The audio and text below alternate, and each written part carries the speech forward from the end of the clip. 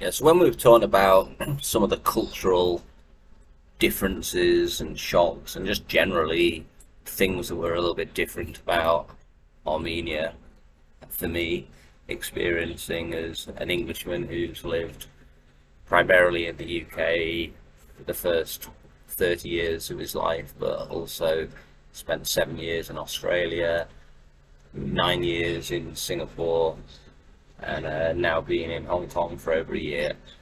Thought it'd be interesting to just talk a little bit about what I found was different there in respect to traffic and driving.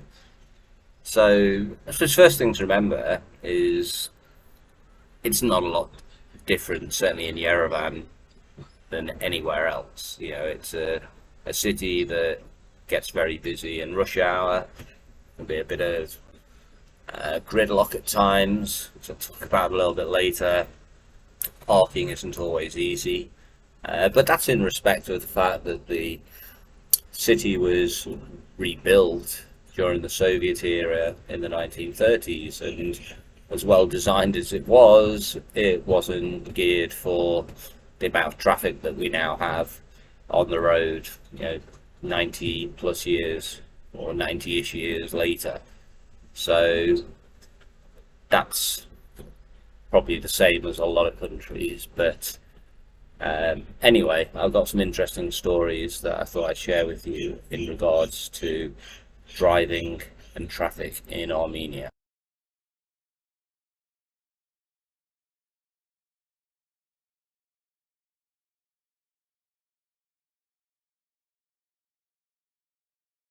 This story leads into, to some extent, a lot of the stories I'll tell you about. But after the breakup of the Soviet Union, and maybe it was the same then, can't speak on that, there was a lot of corruption as everybody fought for power in the new post-Soviet environment. And one of the funny things that I heard quite a lot is that, unlike in the UK or a lot of other countries, for your birthday present for the year of age when you're allowed to drive, you'd get driving lessons. But in Armenia, it wasn't uncommon to be given as your 18th birthday present a driver's license. No test, no nothing. If you could just bribe the right amount of money, you were issued with a driver's license and could drive. And that leads into a few of the other stories when it comes to the ability of some drivers. Certainly not all. I think nowadays most people do go through the legitimate channels, but there's certainly a lot of people on the roads in Armenia that have questionable driving skills, should I say. So taxis. So across most of the country, you have GG and Yandex, which are the equivalent of Uber for people from the West. And they're pretty good, they're very cheap. The cars are usually in very, very good condition, and the driving is usually pretty good. Outside of Yerevan, GG wasn't as well available, so Yandex is the most important. So if you are going there, you need to download both of those apps. They're very easy to use, and you can link them to your cards, so it's all good. But if you want to go somewhere a bit longer, you might need to go through a friend of a friend. It'll be a pretty good price. And we had a pretty interesting experience coming back from Gyumri to Yerevan, which is about 1.5, maybe 2 hours drive. Most of it's pretty straightforward drive.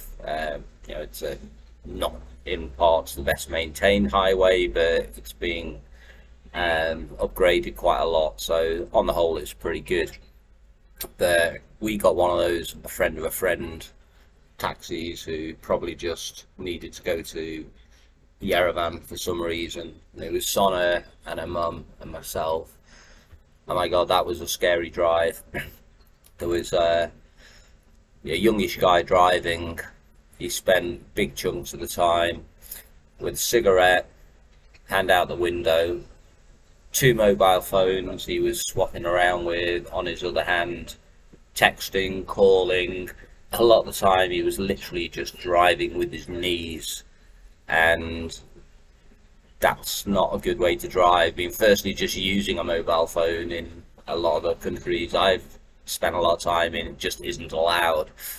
But no consequence for that there. And it was a pretty scary drive at times, overtaking and feeling like you're about to have a head-on crash. But yeah, you need to be aware that if you want to do it a little bit cheaper, the quality of driving, probably due to the driving license thing I mentioned earlier, can lead to a few scary moments.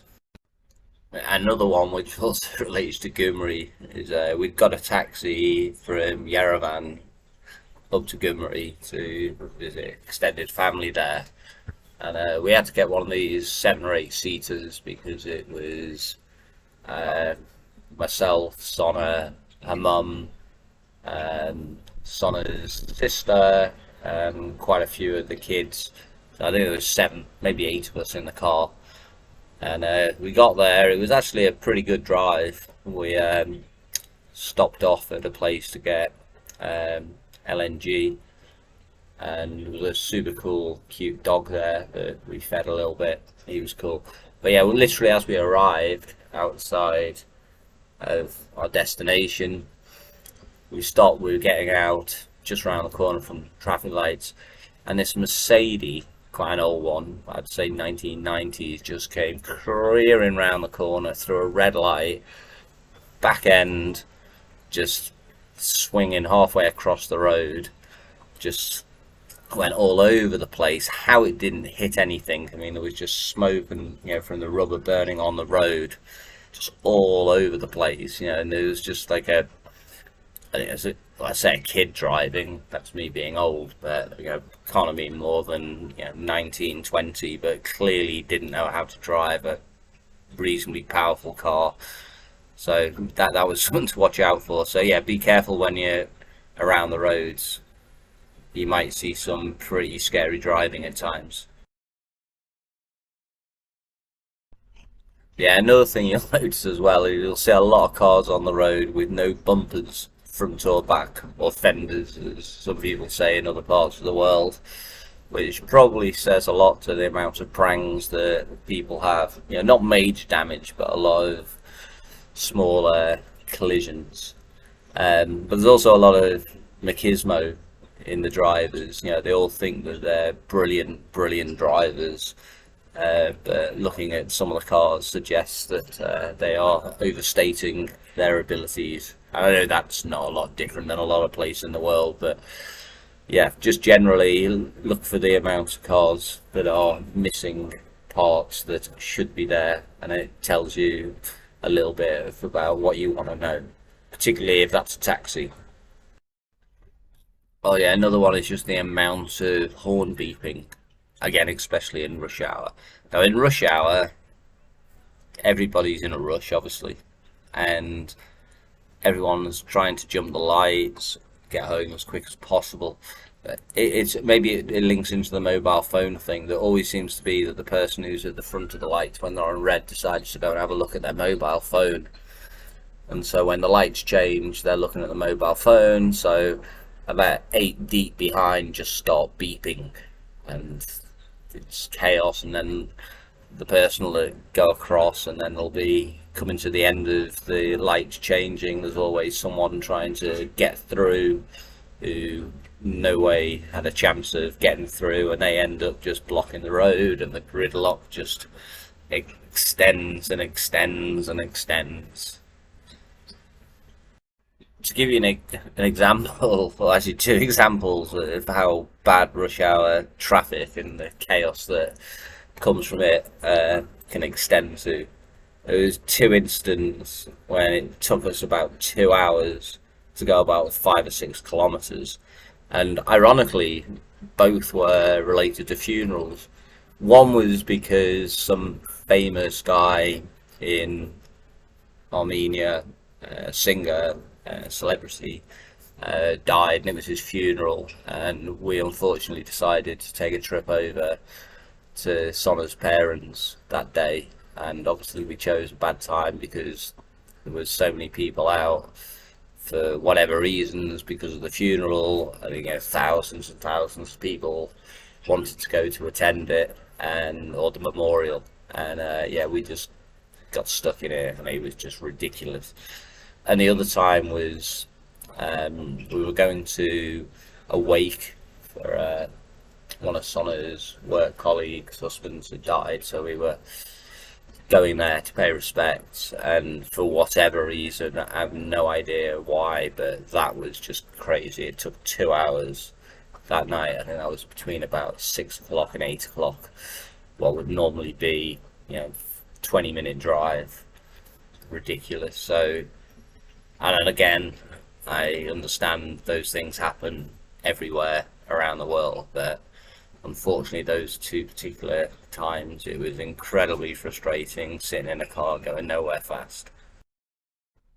But outside of the driving, certainly in Yerevan, actually in most of the major cities, same in Gyumri, it's actually a very good place for pedestrians. The pavements are really wide, quite shady, which is very important in the summer when it's so hot, and there are a lot of pedestrian-only places, so it's actually a pretty good place to walk around. But be very aware when you're crossing roads. Well, firstly, from my perspective, because everything seems to be coming from the wrong direction, because I'm from places where we drive on the left, and here in Yerevan and Armenia generally they drive on the right, even if they're trying to drive on the left depending on their status of getting a driver's license. But yeah, be very aware when you try to cross, because someone will always try to come careering around the corner super fast to try and get through before the people start crossing. But one of the really cool things about crossing the roads is the local dogs that manage the crossings. They seem to understand the traffic so well. They spend so much time living on the streets by the crossings that they marshal people across the road like they're lollipop ladies, as we'd say in the UK. That might seem like a strange term to some people, but they're the people who get the kids across the road, particularly on the way and on the way back from school, and the dogs act like it. It's an amazing spectacle to see. And also one of what I call one of our dogs, as in one of the dogs that just lives on our street.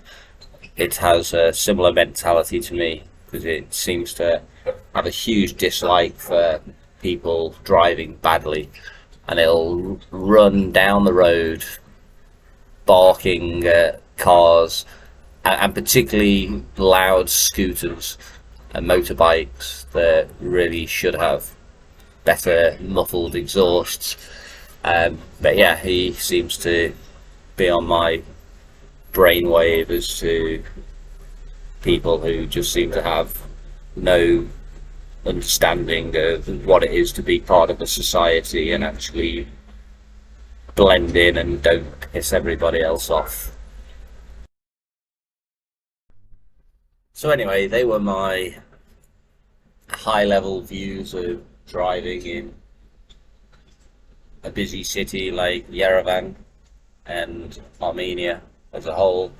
But anyway, don't take my word for it.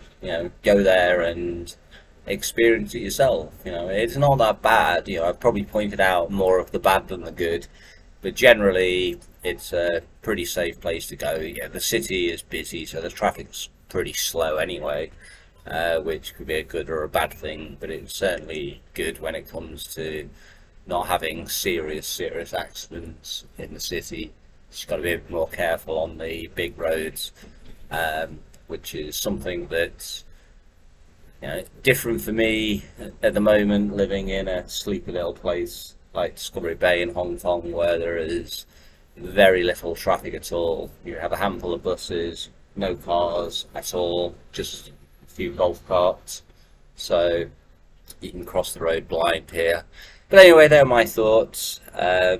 Let me know what you think. It would be interesting to hear some of the stories you may have had in Armenia, but anywhere as well. It's always interesting to hear good, bad, funny, scary, and indifferent stories about driving in various places.